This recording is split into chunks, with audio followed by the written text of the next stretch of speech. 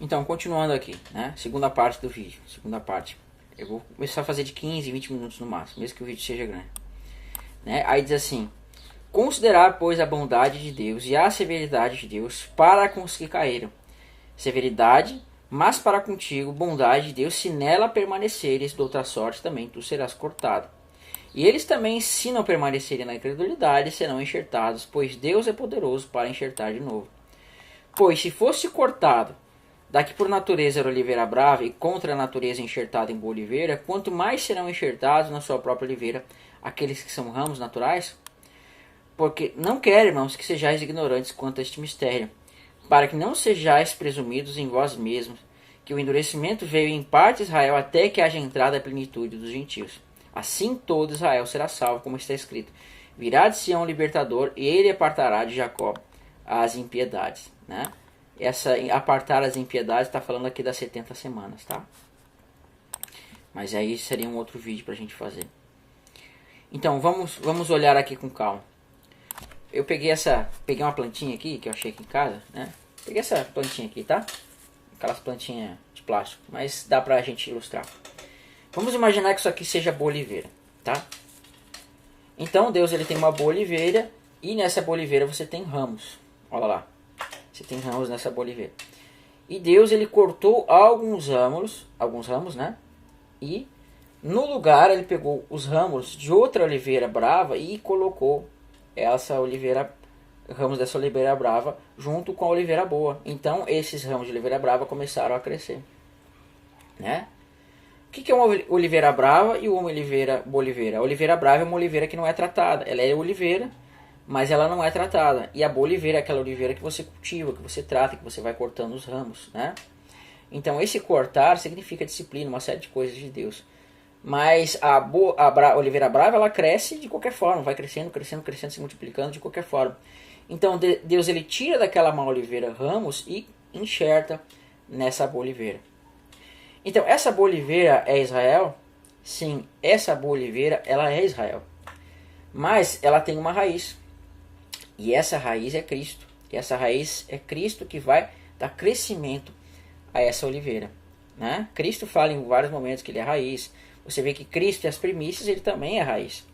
Então, né, é essa raiz que vai sustentar toda essa oliveira. Só que nós temos que entender, meus irmãos, que a maioria dos judeus messiânicos, eles vão tentar interpretar essa boa oliveira como sendo esse Israel que está. Esse Israel judeu aí, que não crê em Cristo. Então, quando você crê em Cristo, eles dizem para você que você está sendo enxertado em Israel. Esse Israel, esse judeu que está lá, você vai estar sendo enxertado na cidadania de Israel, né, na carne. Só que não é isso que o texto está falando. Quando o texto fala de você ser enxertado na boa oliveira, não é você ser enxertado em judaísmo rabínico, cheio de defeitos, cheio de costumes babilônicos. Ele está falando de você ser enxertado nas promessas que Deus fez a Abraão, Isaac, Jacó e as 12 tribos. Está falando em você ser enxertado na lei de Deus. Está falando em você ser enxertado numa série de coisas. Mas não em judaísmo rabínico, babilônico, né, que não passa de mentira. É isso que o texto está falando. Então vamos tentar entender esta oliveira.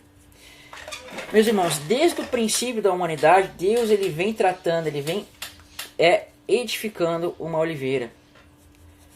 Quando Deus fez as promessas aos patriarcas e fez essa promessa a todos os outros homens, você tem que entender que nesse momento é como se ele estivesse separando um povo, é como se ele estivesse plantando uma raiz, né? Então, quando essa palavra é pregada, você vai ver que vai ser plantado uma semente no coração das pessoas. E essas pessoas, quando creem, elas vão criando uma planta, elas vão se tornando uma planta de Deus, né? Então, essa oliveira representa a totalidade do povo de Deus de todas as épocas, tá? A totalidade do povo de Deus de todas as épocas. Nessa boa oliveira você vai ter Abraão, Isaac, Jacó, você vai ter os patriarcas, e Deus vai plantando e vai tratando essa oliveira. Então todos esses que creram, que fizeram a vontade de Deus, que andaram no caminho, eles estão aqui nessa boa oliveira. A questão é que essas pessoas, mesmo sendo crentes, elas vão ter filhos. E esses filhos muitas vezes vão ser incrédulos. Mas eles vão crescer aqui nessa boa oliveira. Então você imagina assim, ó, vamos botar Abraão aqui, tá? Abraão, aí vai nascer Isaac, vai nascer Jacó, vai nascer as 12 tribos. E essas 12 tribos vão ter várias pessoas. E essas 12 tribos vão formar a boa oliveira de Deus. Só que nesse mesmo contexto das 12 tribos, pessoas incrédulas vão nascer. Então, mesmo lá no contexto do passado, Deus vai o quê? Pegar dessa boa oliveira e vai tirar esses ramos maus. Né? Vamos pegar o contexto de Elias de novo, tá? Imagina no contexto de Elias, você tem o quê? A grande maioria maligna do povo e uma pequena parte do povo que é crente, uma pequena parte do povo que crê nas promessas, uma pequena parte do povo que obedece à lei de Deus. Então, aquela grande maioria do povo, ela é considerada o quê? Incrédula, uma parte que não crê em Deus. Então, o que Deus vai lá? Deus vai e tira essa parte que não crê, e nessa oliveira permanece apenas os que creem. Então, aqueles 7.000 que não crerem em Baal, que crerem em Deus, eles estão aqui nessa boa oliveira. Mas aquela grande maioria que não creu, Deus ele pegou e tirou. Você entende? Isso, por exemplo, vamos pegar no tempo de Saul e no tempo de Davi. Davi era a parte que cria. E Saul era aquela parte que não cria. Então o que Deus faz? Saul fazia parte da boa oliveira, mas no momento que ele não creu, no momento que ele não obedeceu a Deus, Deus cortou ele. Mas Davi, que era a parte que cria, permaneceu na boa oliveira. Então você vai ver que sempre nessa oliveira vão ficar sempre aqueles que creem. Todas aquelas pessoas que você vê que Deus estava lá reclamando, que eles não criam, que eles estavam crendo em ídolos, não estavam obedecendo, ao longo das épocas Deus vai cortando, Deus vai sempre cortando e deixando aqueles que eram sãos, aqueles que eram fiéis, aqueles que eram bons. Então essa boa oliveira é justamente isso, representa esse povo fiel a Deus, que vem fazendo parte dessa oliveira. E todos os incrédulos de todas as épocas são aquela parte que Deus vai o quê? Cortando, Deus vai tirando do seu povo, você entende? E vai ficando só aqueles ramos que são bons e agradáveis diante de Deus. Então, quando chega no tempo de Jesus, acontece a mesma coisa. Boa parte do povo não creu em Jesus, e o que Deus fez? Deus ele pega e tira aquela parte incrédula, né? Ele tira aquela parte que não creu, como aconteceu nos anos passados, e no lugar ele vai pegar os gentios, que eram ramos de oliveira brava, ele vai tirar aqueles ramos de oliveira brava e vai colocar nessa oliveira boa. E agora os gentios vão crescer como uma boa oliveira juntamente com aqueles que cresceram já. E isso tudo vem crescer numa planta que no final dos tempos vai dar o seu fruto. Você entende? Então Deus ele plantou, está crescendo, essa planta está crescendo, agora ele enxertou os gentios. Né? Isso a gente não via no passado, Deus pegando os gentios e enxertando nessa oliveira de Deus. Mas isso aconteceu nos últimos dias. Então você ser enxertado, meus irmãos, na boa oliveira, é você ser enxertado naquele Israel que creu, onde vai estar os patriarcas, Abraão, Isaac, Jacó, todo o povo do passado que creu, que obedeceu a Deus, andou nas obras que Deus estabeleceu nas duas alianças, na primeira aliança, nesse caso, né? Agora eles foram estabelecidos. Então tudo isso vai formar a boa oliveira de Deus. Tira-se sempre os incrédulos, corta e coloca-se agora nesses últimos dias aqueles dos gentios que creriam. E isso vai formar a boa oliveira. Então não caia nesse papo, meus irmãos, que eles ensinam para você aí, de que você ser enxertado na boa oliveira. Deixa eu ver aqui. Deixa eu ver aqui se eu tenho uma alegoria para mostrar para vocês. Né? Você tem uma alegoria aqui. Enxertados na boa oliveira. Vamos ver se eu tenho aqui uma alegoria. Né?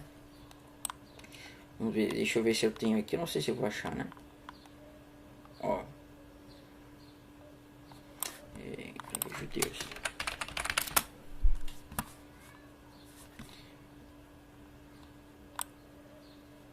Vamos ver se eu acho aqui alguma coisa.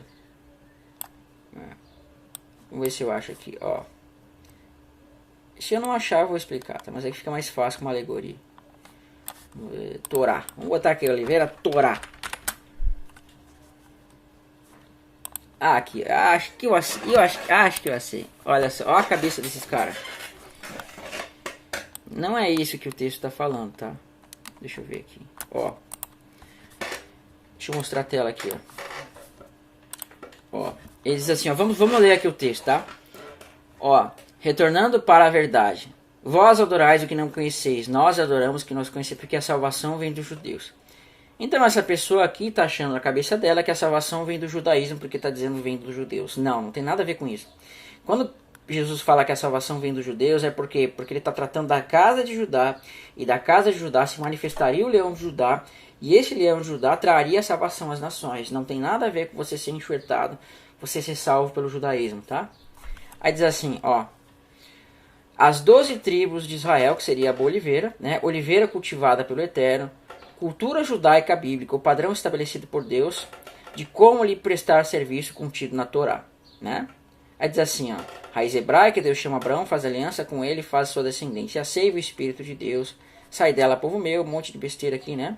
E Yeshua não fundou uma nova religião, ele veio restaurar a aliança do Eterno e cumprir plenamente a lei e abrir a porta aos gentios para serem, né, participantes das promessas feitas a Abraão.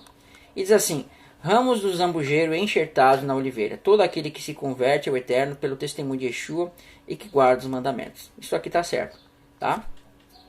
Então, na cabeça dessa pessoa, ela entende que você ser enxertado em Israel, vamos ver se eu consigo abrir aqui ela de forma maior, para ficar mais fácil da gente estudar. Aí, essa pessoa entende que você ser enxertado em Israel é você ser enxertado em judaísmo, né?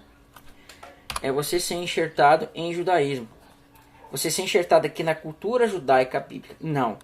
É você ser enxertado nas promessas de Deus. É você ser enxertado nas coisas que Deus destinou à descendência de Abraão.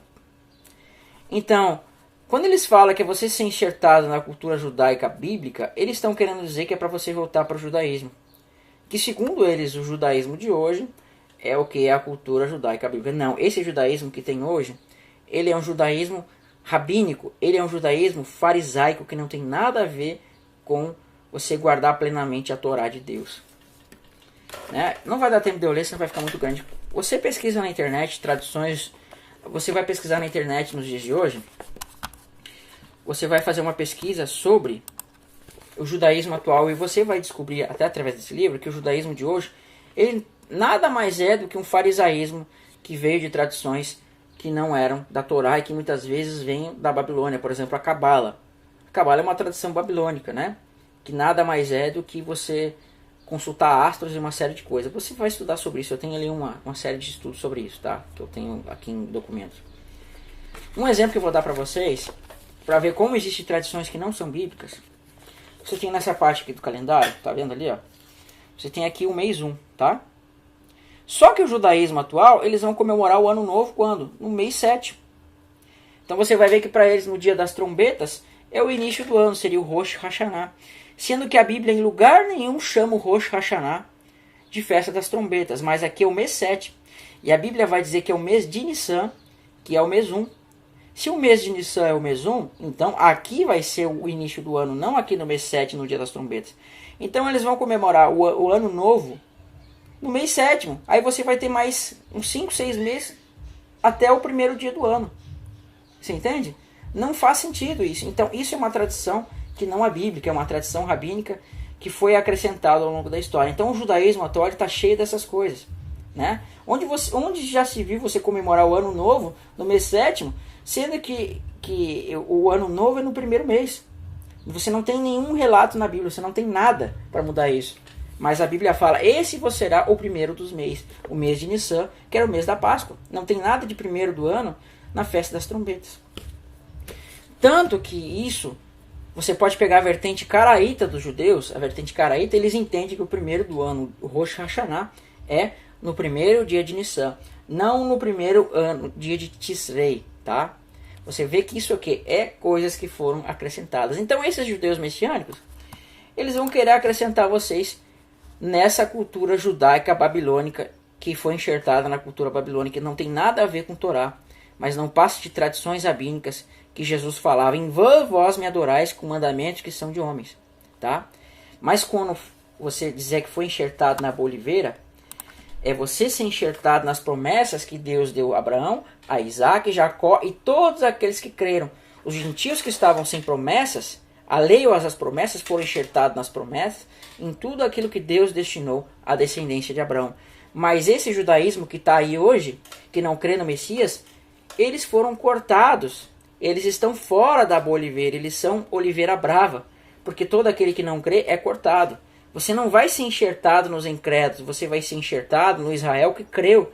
de todas as épocas, no povo que creu em Deus, no povo que andou e obedeceu a Deus. É nesse Israel que você vai enxertado, e não em judaísmo babilônico, com cabala, com deformações da Torá e cheio de mentira, e que nega ao Messias. Esses são como Ismael e como Esaú, porque profanaram a promessa e são apenas da carne, tá bom? Não se engane com esses judeus messiânicos que querem fazer você se enxertar no judaísmo para daqui a um pouco você negar o Messias, tá bom? Espero que os irmãos tenham entendido, senão o vídeo vai ficar muito grande, tá bom? Eu vou fazer em 2 partes, que Deus abençoe e futuramente nós vamos falar o resto aí do contexto. Fiquem na paz de Cristo.